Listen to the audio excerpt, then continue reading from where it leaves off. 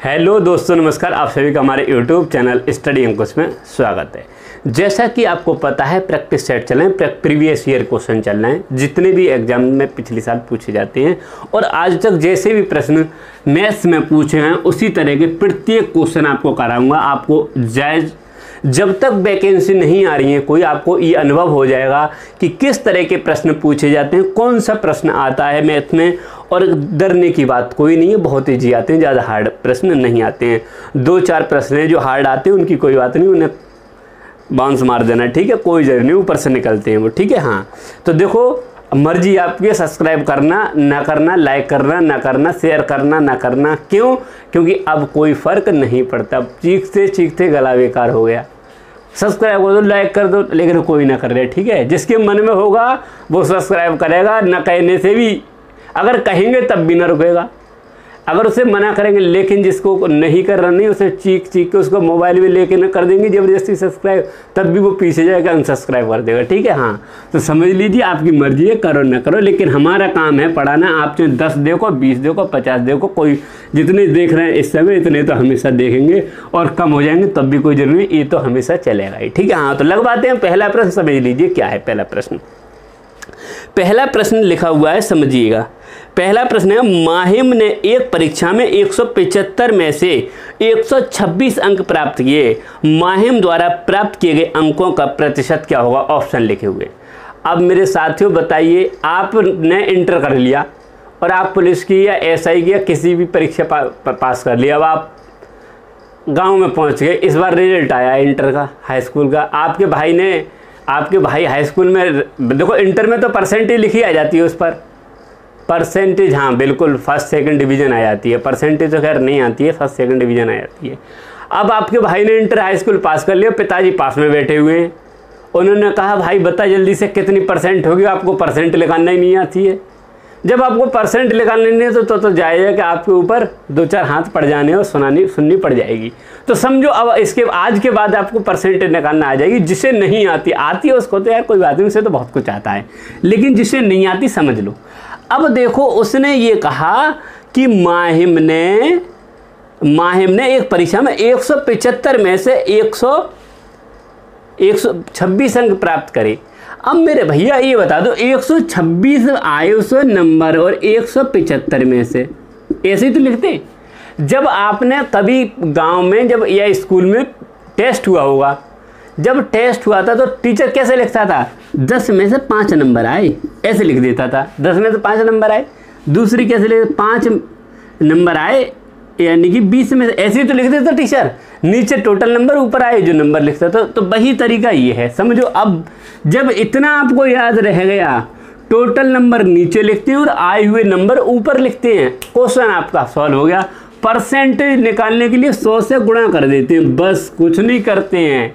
Percentage निकालने के लिए 100 से गुणा कर देते हो, आंसर आ जाता है। देखो, 25 सत्ते 25 का 150, 25 सत्ते 125, 175, 25 चौका 100, 4 7 से इसे काट लो, 7 एकम 7 और 7 अट्ठे 56, इतना ही हो जाना चाहिए। और 18 चौक 72। जब हमने ये 100 लगाए तो 100 परसेंटेज के लिए लगाए थे, परसेंट पूछा था, और 72% नंबर आए। नंबर भाई अच्छे आए हैं।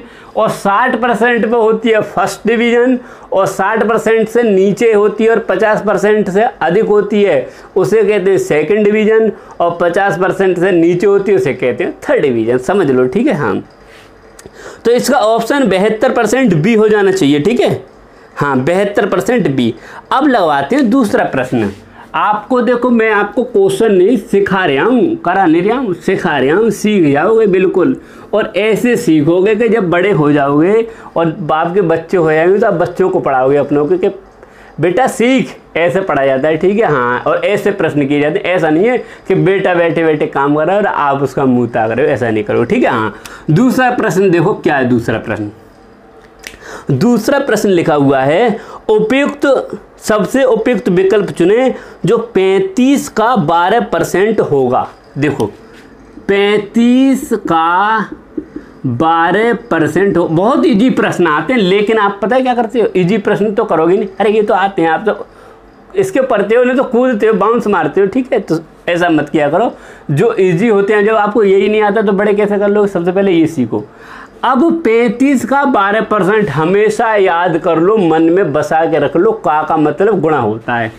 का मतलब क्या होता है? गुणा होता है। जब इतनी बात सीख गए, कभी भूलना मत, बिल्कुल दिमाग में बनाए। तो 35 का मतलब गुणा 12, और जब परसेंट लगाते हैं तो 100 से गुणा करते हैं। फिर एक चीज़ और लिखो, परसेंट लगाते हैं तो 100 से करते हैं गुणा, और परसेंट हटाते हैं तो 100 से करते हैं भाग मेरे भैया। इतनी बात और समझ लो। अब भैया यहाँ से परसेंट हटा रहे हैं हम, तो हटाएंगे तो सीध जाहिर सी बात है, हम क्या करेंगे? भाग करेंगे। अब काट लो, 4 से काटोगे? चलो जिससे काटना चाहो 5 से काटो। 5 सत्ते 35। अरे ये काटो मत, काटने पे आपको दिक्कत हो जाएगी, ठीक है? मैं कटाऊंगा नहीं। और ये 35 लिखे थे, 35। अब इसकी और इसकी गुणा कर लो। अब जब काट देते तो फिर दशमलव में लाने को दिक्कत, डायरेक्ट गुणा करो। 12 पंजे 60, और हाथ से लगे 6, 12 तिये 36, और 6 होते हैं 42, और बटे 100। 1 0 से 1 0। अब एक ही 10, ये 10 बचे। 10 को जब इससे भाग दोगे तो 1 पॉइंट लग जाएगा, यानी 4.2, और ये हो जाएगा आंसर। जल्दी से विकल्प बता दो, कौन सा विकल्प है? हाँ तो दूसरे का, हाँ बिल्कुल विकल्प कौन सा है? 4.2, विकल्प नंबर सी। बताओ समझ में आया? हाँ समझ में आया हो तो ज़रूर जो मर्जी हो वो करना, अनलाइक करके जाना चाहें, लेकिन समझ में ना आए तो बिल्कुल कर देना। और लेकिन मैं ये नहीं कह रहा हूँ लाइक करना, आपकी मर्जी है, जो चाहे वो करना, लेकिन अब चीखना नहीं, क्योंकि चीखने से कुछ नहीं होता है, ठीक है? हाँ क्योंकि आपके पर कोई असर नहीं पड़ता, आप पर नहीं, किसी पर नहीं पड़ता है। अगर हम कितना भी चीख रहे हैं, हम कह रहे हैं भाई ये काम कर दे, वो नहीं करेगा, उसकी मर्जी होगी तो जानबूझकर कितना भी मना करना तब भी करेगा। लेकिन उसकी मर्जी नहीं है तो आप उसके सामने कर देना। मान लो हमने आपका मोबाइल ले लिया किसी बच्चे का और उसको सब्सक्राइब कर दिया, वो घर गया, उसके पास वीडियो, अरे यार इसकी वीडियो आ गई, तुरंत लो, उसने अनसब्सक्राइब कर दिया। वीडियो डेली देख रहा है, वीडियो डेली देखेगा लेकिन सब्सक्राइब नहीं करेगा, अनसब्सक्राइब। वीडियो डेली देखेगा लेकिन अनलाइक मारेगा जाएगा और लाइक नहीं करेगा। वो उसकी मर्जी है, जो कुछ करे, ठीक है? हाँ तीसरा प्रश्न देखो, कितना गजब प्रश्न है तीसरा भी। हाँ समझ में आएगा।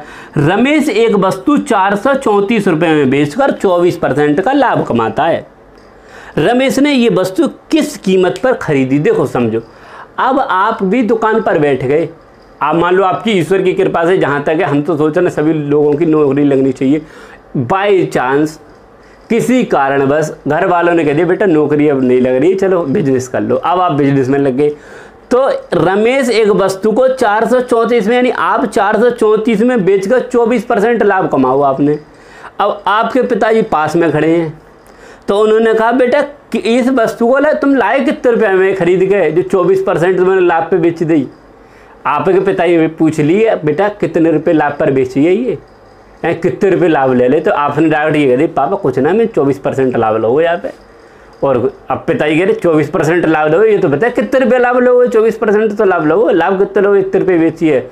आपको लाभ लगाने नहीं आता है कितने रुपये, तो जाहिर सी बात है वहाँ 1-2 मुक्का पड़ जाएगा, लेकिन आप समझ लो, ठीक है? हाँ अब आपने क्या काम किया, देखो 100 रुपये की वस्तु थी, उस वस्तु पर 124 रुपये में बेच दी, यानी 100 रुपये की वस्तु 124 में बेच दी, 24% लाभ ले लिया।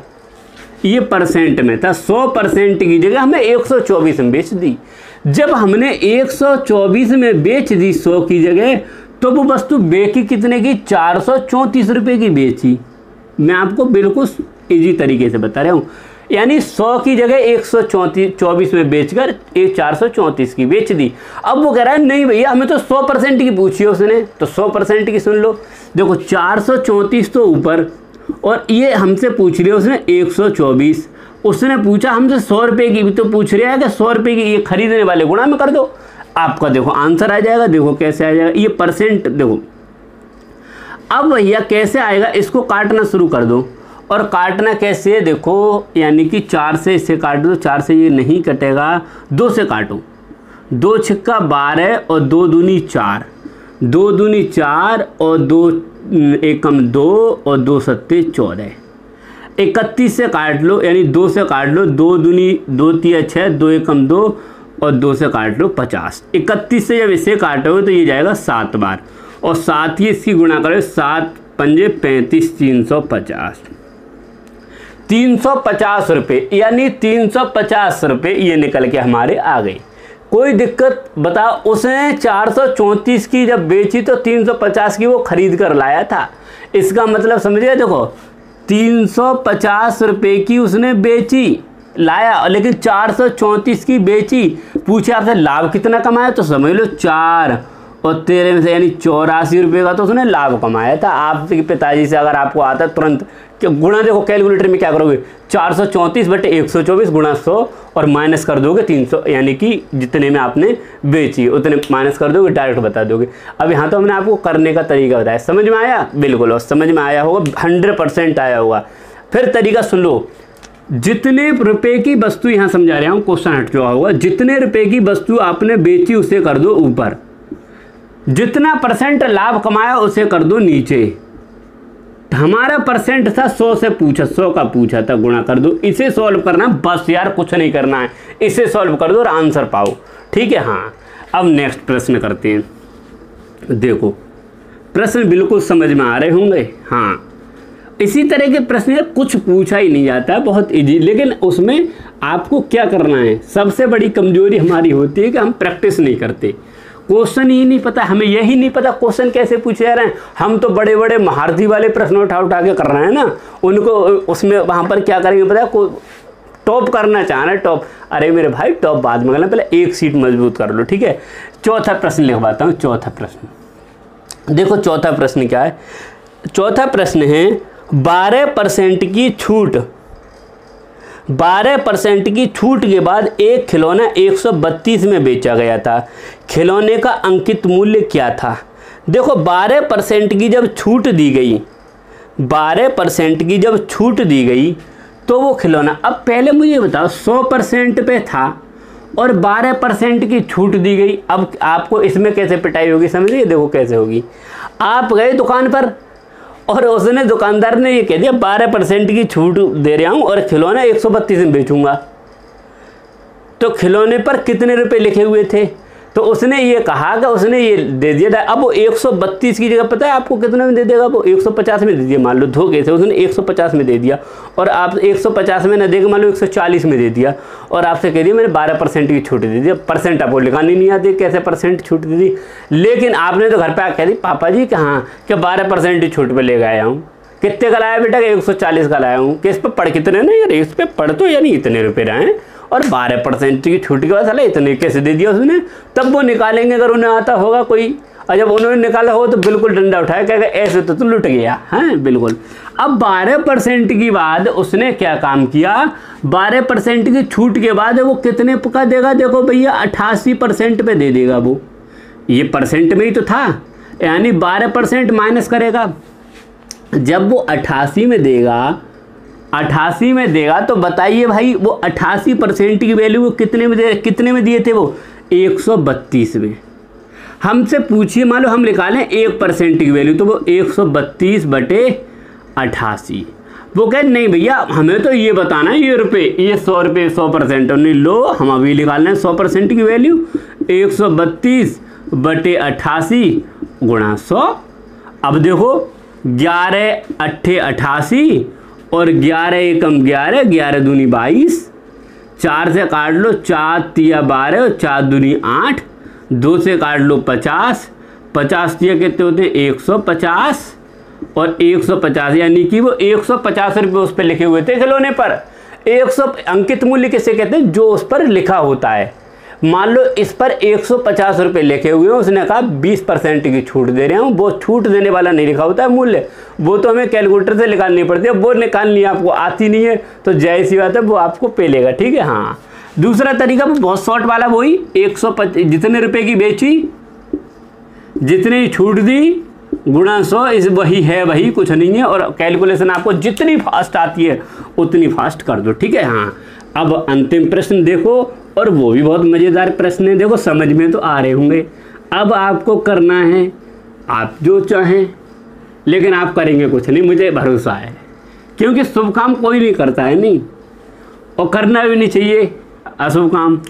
मालूम पड़ा कुछ घट गया, कुछ कम हो गया, तो करना भी नहीं चाहिए। ठीक है, 5वां प्रश्न देखो, 4% वार्षिक साधारण ब्याज की दर से 2500 रुपये का 3 वर्ष का ब्याज होगा। इस देखो भाई, इसमें भी आपको नौकरी की ज़रूरत नहीं है, तब भी ये काम आएगा हमेशा। कब आता है? चाहे तो आप घर पे बैठे हो, आपके पास पैसा ज़्यादा तो आप ब्याज दे रहे हो, या आपके पास मान लो मजबूरी है, पैसा नहीं और आप ब्याज पे ले रहे हो, तो भैया जायज़ सी बात है, ब्याज निकालना भी सीख लो। हमसे उसने ये कहा है कि 2500 रुपये का 4% की दर से, जिससे कहे जितने समय के लिए कहे उतने। और देखो यहाँ परसेंट जो लिखा था, इस परसेंट को हटाते हैं और 100 से करते हैं भाग। ये तो है आपका डायरेक्ट आपको तरीका लिखने का। अब आप समझ लो इसको लिखते कैसे। ब्याज निकालने के लिए क्या साधारण ब्याज पे, ये सिंपल इंटरेस्ट, साधारण ब्याज निकालेंगे। देखो मूलधन, मूलधन का मतलब जितना रुपये आपने दिया, गुणा दर, दर का मतलब होता है जिस परसेंट पे आज रुपये ले रहे हो, गुणा समय, समय का मतलब होता है जितने समय के लिए आपने रुपये दिया या लिया, बटे 100, और इससे सॉल्व कर दो। यही तो हमने लिखा, कुछ लिखा ही नहीं है मेरे भैया, कुछ लिखा है बताओ आपको, लेकिन लग रहा है। अब देखो 1 0 से 1 0, 1 0 से 1 0। अब देखो 25 चौका 100, 100 तिया 300, यानी कि 25 रुपये पर वो से 3 साल के लिए 300 रुपये मिल जाएंगे, और 300 रुपये मिल जाएंगे तो टोटल वो 2800 रुपये। अगर आपसे पूछा मूल वापस कितने रुपये करेगा, तो आप कितने निकालते वापस, यानी 2500 तो वो उसके देगा ही देगा, प्लस 300 और देगा, यानी कि ये देगा। ठीक है, हाँ, तो 5 प्रश्न हो गए, और प्रश्न जरूर समझ में आएंगे, मुझे भरोसा है। और फिर भी अगर समझ में नहीं आए हो तो डिस्क्रिप्शन में हमारा व्हाट्सएप नंबर दिया हुआ है, तुरंत उस पर व्हाट्सएप कीजिए कि ये प्रश्न आपको समझ में नहीं आया, कोई भी दिक्कत है, कोई भी क्वेश्चन है पिछले साल के पेपर का, तुरंत भेजिएगा। जय हिंद, जय भारत, मिलते हैं नेक्स्ट वीडियो में।